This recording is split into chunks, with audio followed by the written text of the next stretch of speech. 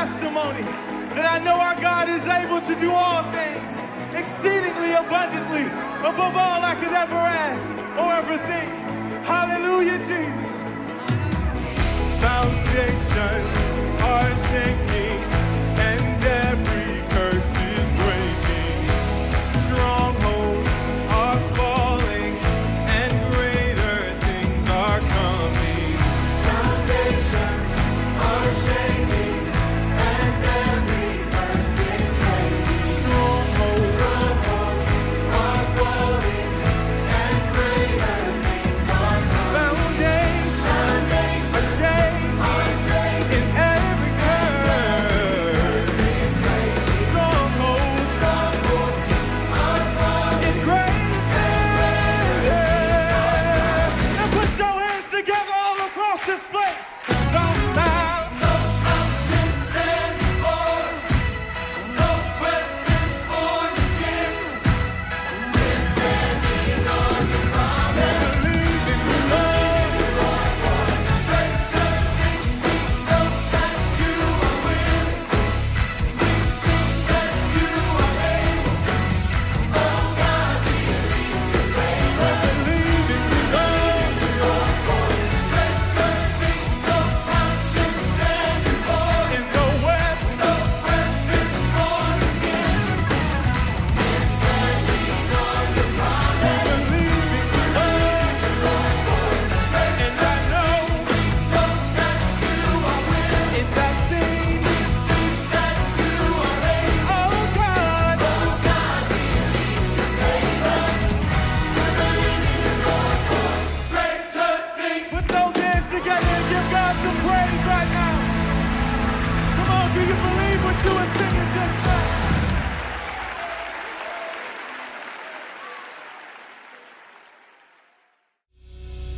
You're the only one.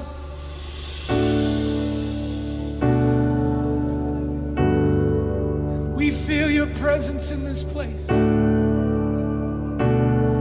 We welcome you. Can't go back to the beginning. Can't control what tomorrow will bring.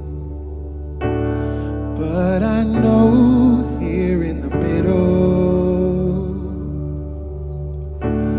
is the place where you promised to be.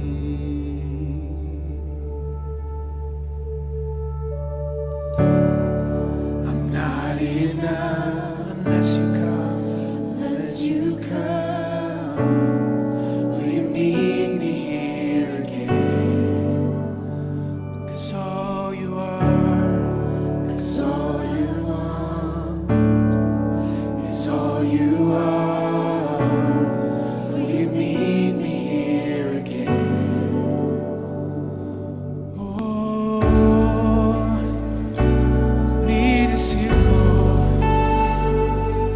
So we feel your presence.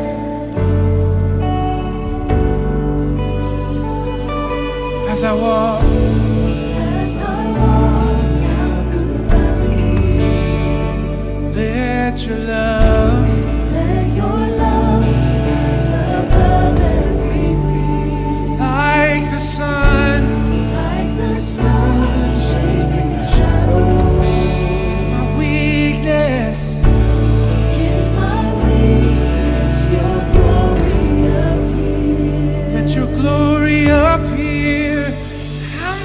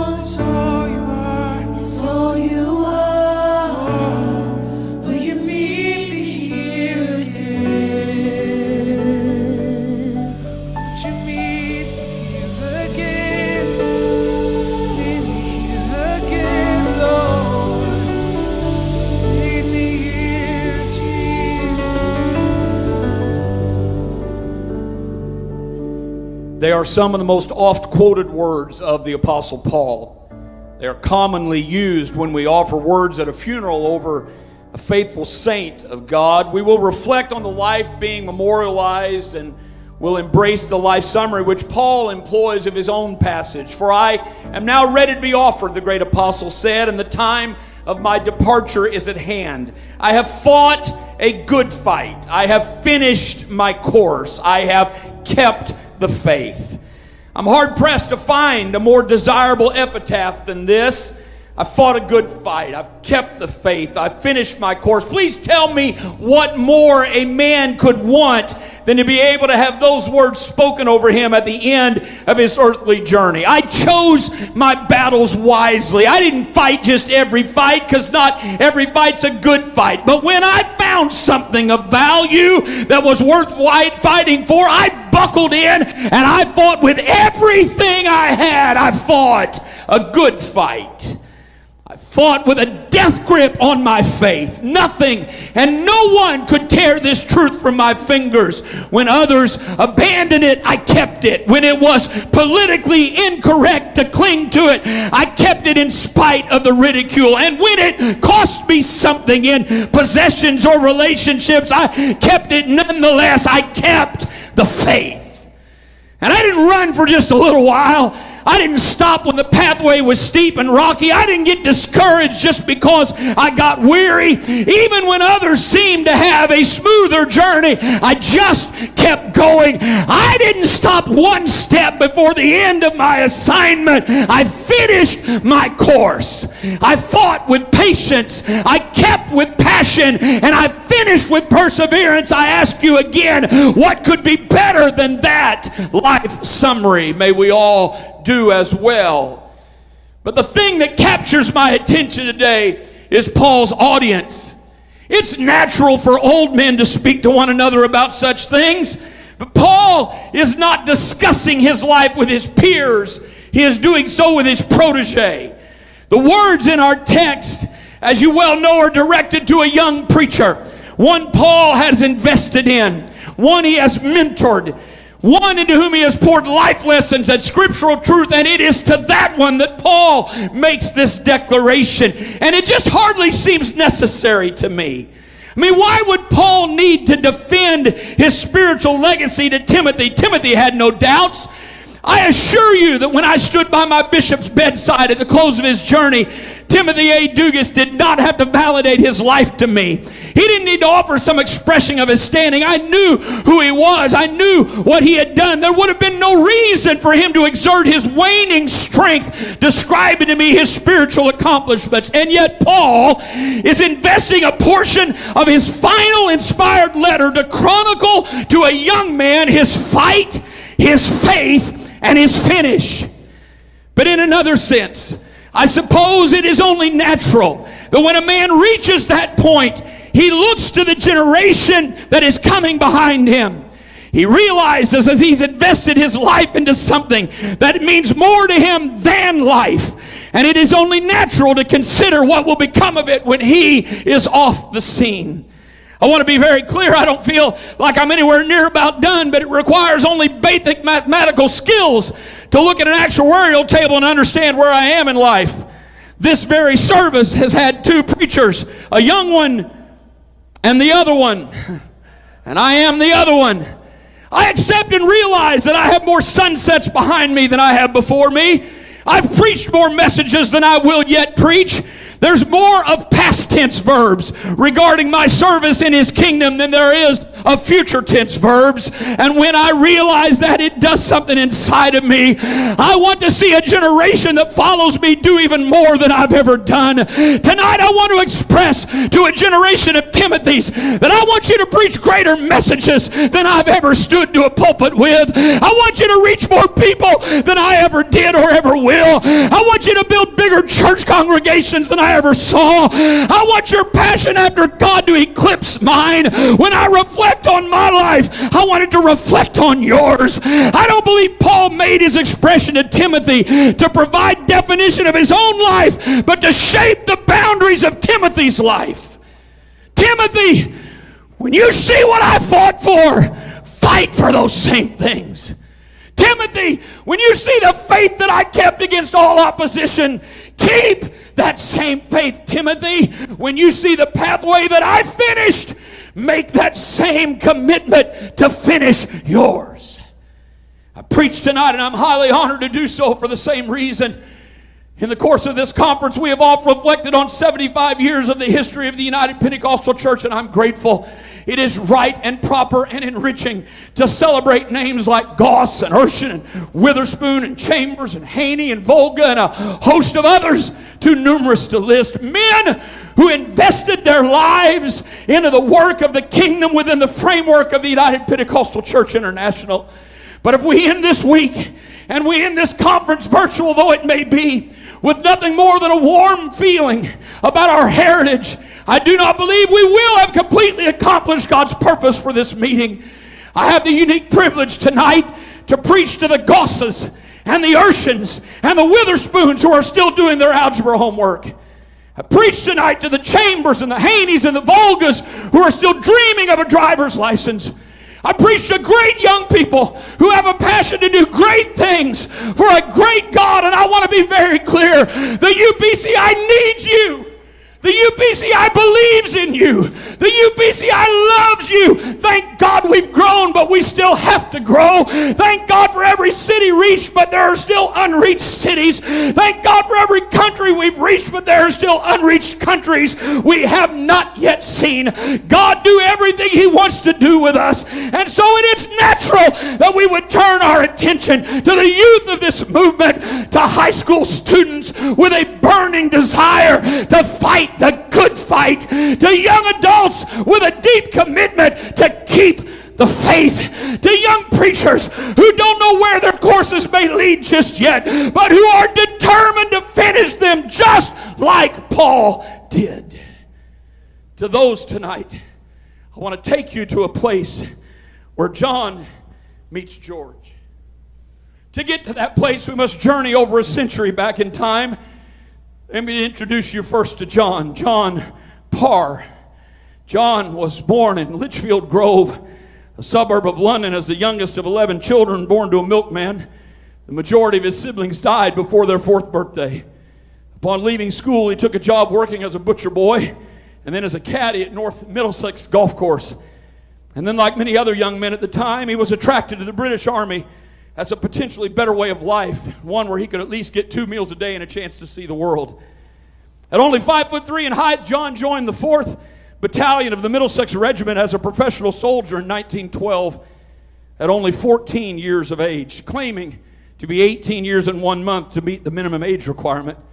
He became an infantry scout with the 4th Middlesex Regiment. His role was to ride ahead of the battalion with a detachment mounted only on bicycles and to detect the enemy or points of military note, and then return with all possible speed to notify the battalion commanding officer of what lay ahead.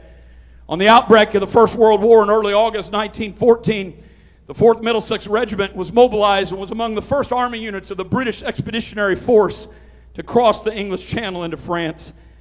With the Imperial German Army invading Belgium and France at that moment, Parr's unit took up a position near the town of Mons, approximately 8 miles away from the rest of their forces.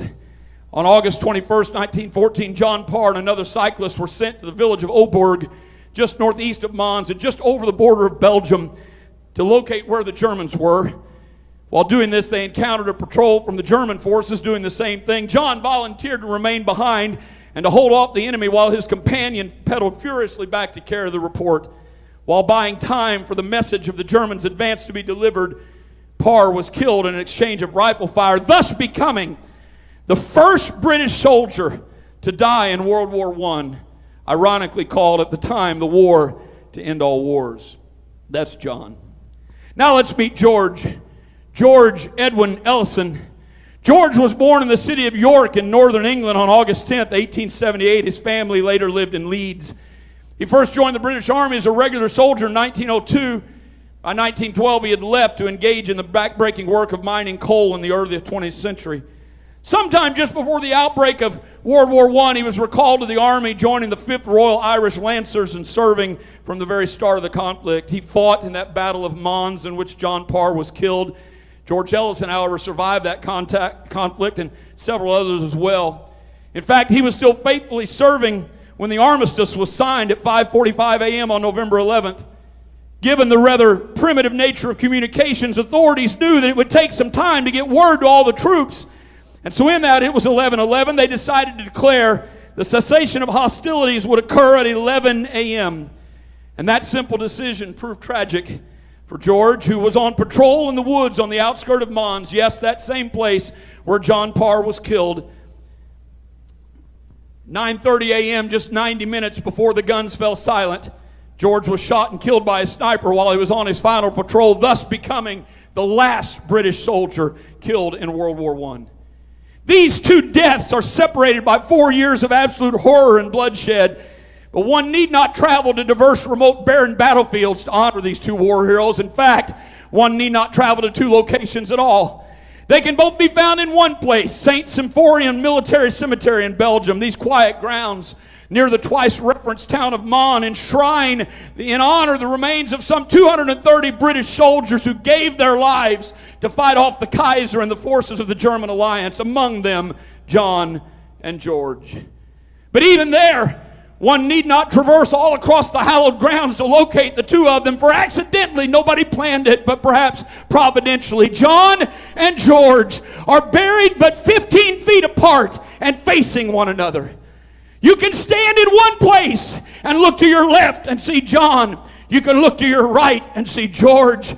There, the first British soldier to fall in the conflict is buried facing the last British soldier to fall in the conflict. The one who began the struggle is entombed looking toward the one who ended the struggle. If you'll allow me just a little liberty this evening, I think these two graves must undoubtedly speak to one another. I think George must speak to John must speak to George and say, my generation set the bar. We showed you what devotion looked like. We demonstrated just what it might cost to advance this cause. We marched out somewhat ill-prepared, but we were more than willing to do anything our commander required. I died before this was finished, but I gave my all. And now, George, I have some questions for you. When you finish your battle, when they play taps for you, when your tombstone is erected just across from mine, will you still love this cause like my generation loved it? Are you willing to die for what I died for? Are you still wearing the uniform? Do you still follow orders? Did you still withstand the enemy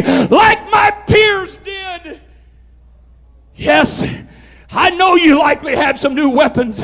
You probably had some new procedures. And it's entirely likely I might not have completely fit in or felt completely comfortable with all the new methods of combat. But I just want to know if the core values we fight for that consumed and still beat in my heart, are they still in yours? And did the passion that leaked from my wounds still flow from yours? And I have to think that before that sniper bullet took George's military career to an end, just an hour and a half before peace was to arrive, I have to wonder if George didn't answer back from his grave to John and say, I want you to know every time I looked at your sacrifice, I was challenged to fight on. I never passed your grave without gratitude for what you did and how you started this conflict. I know that my generation is a debtor to the price you paid. And I want you to know, sir, I am committed to finishing this thing. I will not quit. I will not surrender. You can count on me. I will ensure that your sacrifice, elder, was not in vain. What a place to stand between John and George. And yet that's where we are tonight. Between those who gave their all at the outset of the battle and those who will still be fighting when the end comes. To pass between rows and know that you are flanked on one side by those whose battle is finished and faithfully gave their all, and you're flanked on the other side by a generation who will bring this thing to victory. To look one direction, see the multitude of those who testify with Paul that they finished their course, and to look the other direction and see 35,000 at Youth Congress who are still on their courses. To hear the voice of our elders speak and ask a younger generation who now serves some very salient questions. Do you still love what we loved? Will you live for what we died for? Are you still obeying the voice of your commander? Have you kept the faith? And to hear the echoes of thousands of consecrated young people all across the UPCI who answer back with passion, we love what you gave us. What you believe is precious to us. We still believe there's one God and that his name is Jesus. We still proclaim the apostolic message. What Simon Peter delivered, what you picked up, what you gave to us, we are still giving to the world. We look at John, we see brush harbors. We look at George, we see P7 clubs. We look to John, we see harvest time. We look to George, we see podcasts. We look to John, we see cassette tapes. We look to George, we see digital streaming services. But I want to remind everybody of something else. Please hear me right now. Here's the good news. John preached Acts 2 and John 3. George still preaches Acts 2 and John 3. John believed in separation from the world. George is still demonstrating separation from the world. John was driven by the Great Commission. George is still driven by the Great Commission. The tombstones look just alike. They denote membership in the same army, and they testify to equal sacrifice. Standing between John and George, we are flanked by profound commitment on both sides. I want you to hear me tonight. There are no bounds to what this present generation of apostolic youth now fighting in the conflict can be and do. But George, you younger folk, I encourage you, you need to meet John. Their stories must not be swallowed up by the passage of time. As I pass between the rows, I pause at the stone of Jack Yance, who after serving at the UPCI headquarters as the director of home missions, now North American missions, at an age when retirement made more sense, at 65 years old, he left his job at headquarters to go to Chicago to plant another church. Stop with me momentarily, if you will, at the grave of Werner Larson, missionary to Colombia, who when his wife died on the mission field, he built her casket with his own hands and dug her grave and buried her himself so that he could stay there to carry on what God had called him to do. The stories are too many to tell tonight, but please, George, don't hurry past John's grave without pausing to take note. Please pause there a minute and hear the preaching of N.A. Urshan. Go for a plane ride with Benny DeMerchant. Feel the anointing as Merle Ewing would sing. Witness the humble worship of C.M. Becton as he rolled across a general conference platform in humble worship. Experience the passion for truth and evangelism from a Gerald Mangan as he twirls that finger in the air. Those and 1,000 others are the John Parrs that started this conflict. But you see, John, you need to know that George Ellison is still fighting too. There are stories on the other side too. John, the elders, I encourage you to meet George. Over here is 22-year-old Callie Dibbs from Appleton, Wisconsin. She was won through her local P7 club and then sacrificed because she knew if it hadn't been for Sheaves for Christ, she'd have never made it to the church. So she purposed she was going to raise more money for Sheaves for Christ than any young person in Wisconsin. And Callie became the real McCoy that year. Then she went on an AYC trip overseas, and it so gripped her that she has now applied for a teaching job abroad just so she could spread the gospel and be involved in missions. Between John and George, between Werner Larson in Colombia and Callie Dibbs from Appleton, who is going overseas on her own mission. Their commitment to missions beyond our borders reflect on each other. Over here, please see them. John, take a look at George. Over here, a couple of high school seniors from Jackson, Missouri, Zoe Freeman and Hunter Reese. Zoe is from a troubled home. She lives with her grandparents. She heard about a P7 club, didn't even know what it was. She was just in junior high at Missouri Youth Convention, and she heard about it. And though she was only a junior high, some would say, what could she do? I'll tell you what she did. She went back to her junior high and started a P7 club. And then when she moved on to high school, she started one there, having turned that one over to somebody else. Hunter Reese came into that high school P7 club his freshman year. He came with his girlfriend. He was a self-proclaimed atheist and only came to roll his eyes at these nuts that believed in Jesus. But when it was done, he had a lot of questions for Zoe, so she invited him to a Wednesday night youth service and then to Sunday services. Pastor tells me it is possible he was coming more to see Zoe than to meet God, but she wouldn't date him because he wasn't in church. Zoe taught him a home Bible study. In the spring of their sophomore year, he attended Missouri Youth Convention, and on Thursday night, he told the youth pastor he wanted to be baptized. There was only one option, so they went to the swimming pool of the hotel, and there they buried him in the name of Jesus Christ. So this young man who came to mock them is now becoming one of them. And just a couple months later, he went to Missouri Youth Convention, and there he was baptized with the Holy Ghost. And now, this past fall, now their junior year, Zoe and Hunter are team leading the P7 club, now recognized as a formal club in their high school with all the rights of any other club. In fact, his pastor told me Hunter is such a brilliant young man. He has been the go-to guy that has carried all of their online streaming and tech needs during this pandemic.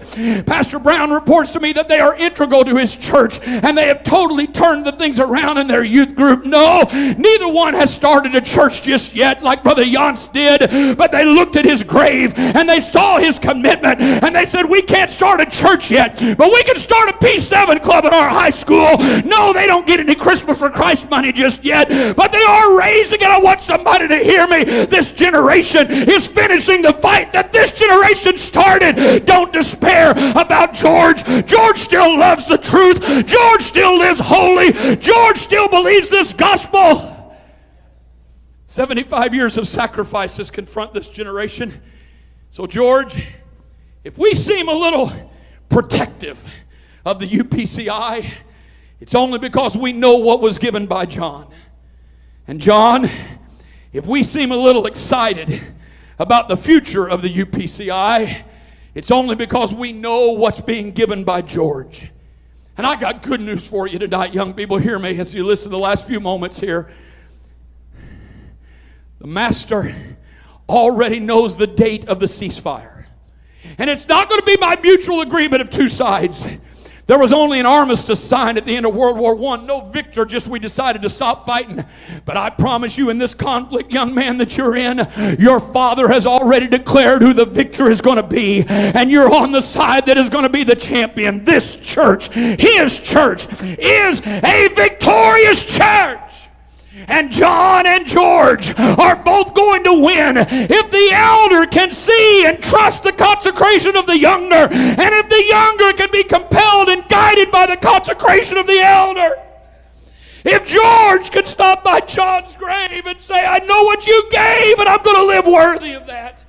And if John can look at George and say, I trust you, I believe in you, you're doing great things tonight. My comfort is to tell the youth and the young adults of the UPCI that we believe in you. There is a place and a work for you.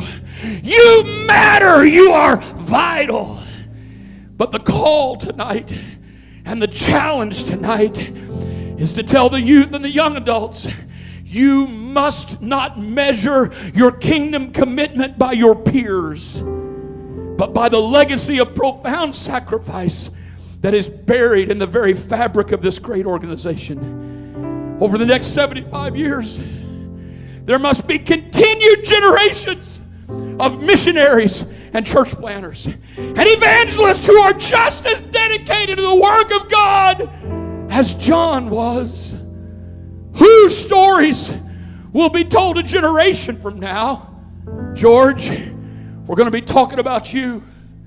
So, young man, I pose the question to you. What will you do with 75 years of history of the United Pentecostal Church behind you? What will you do with innumerable sacrifices that have been made to bring us where we are? Young lady, what will you give? Can you place your life on an altar and serve Him passionately and serve Him first? Will you start a P7 club? Will you teach a home Bible study? Will you go on an AYC trip? Will you answer God's call to be a preacher and build the church for decades to come? Can you follow His call to be an engineer or a businessman or a laborer or a professional and bless your local church as a faithful saint of God? I ask you a simple question. When you see the sacrifices that have been made by those that came before, can you lay your life alongside theirs and say, my commitment matches theirs? George, John's life and John's death called you to an altar tonight. 75 years of the UP-size history depends on your willingness to mirror the sacrifices that have made it what it is. And so in your home or in your youth room or in your church or wherever you're watching this, there has to be an altar. You know why? Because John always had an altar. You want to know why Werner Larson had that kind of commitment in Colombia? He had an altar. You want to know why Brother Janssen, 65 years old, said, I got to start another church? He had an altar. You want to know what's going to shape and compel and drive your life? You got to have an altar. So I'm asking you, I know this is a different way to have church. It's a different way to have conference. You're watching a screen and we're not there in person. But I plead with you, let your response be measured not by the media, but by John. Let your response be measured not by the methodology, but by the sacrifice of those who came before us.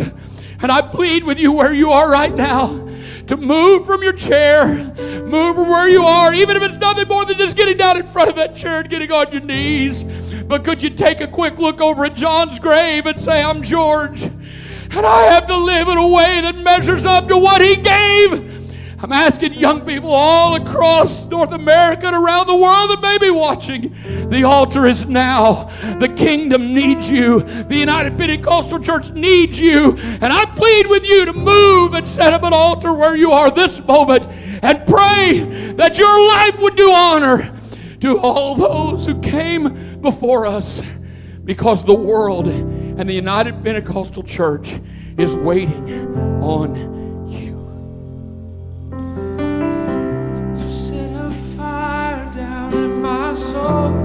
Come on, pray. Go ahead.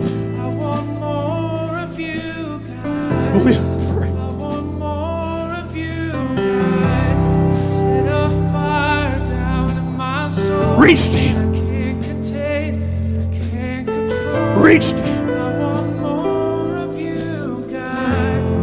I want more of you, God. Set a fire down. Go ahead, George.